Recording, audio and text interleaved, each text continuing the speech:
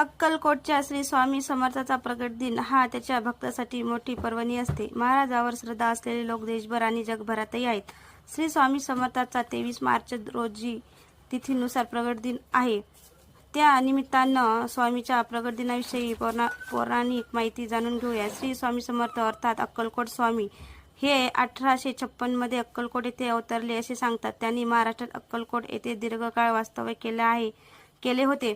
श्री स्वामी समर्थ अर्थात अक्कलकोट स्वामी हे श्रीपाद वल्लभ आणि श्री नृसिंह सरस्वती यांच्या नंतरचे भगवान श्री दत्तात्रय यांचे तिसरे पूर्णावतार म्हणून ओळखले जातात. गाणगापूरचे श्री नृसिंह सरस्वती हेच नंतर श्री स्वामी समर्थाच्या रूपाने प्रगट झाले.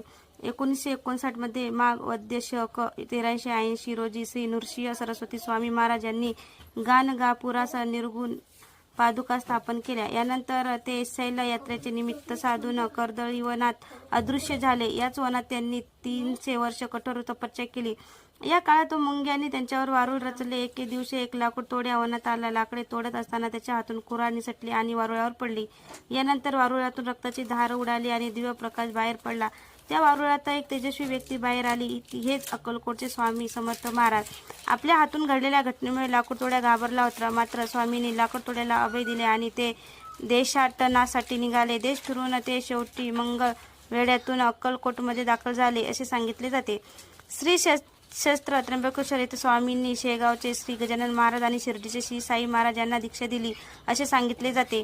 नंतर स्वामी पंढरपूर, मोहोळ असे भ्रमण करीत सोलापूरला आले. त्यानंतर मंगळवेढ्यामध्ये स्वामींनी काही काळ वास्तव्य केले व तिथल्या भक्तांना विविध रस्त्यावर मार्गदर्शन केले. भेटेल त्याला आपल्या लीलेने अगळ्या वेगळ्या पद्धतीने दुःखमुक्त करून कार्यरत केले. श्री सद्गुरू रामानंद बिडकर महाराज यांना सुद्धा दीक्षा दिली.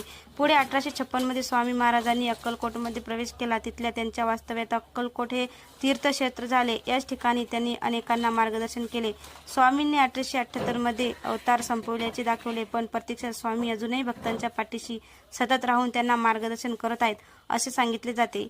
हे वाचा. शुक्र आणि राहू आले एकत्र. या राशीच्या लोकांना ऐन पाडव्याला शिमगा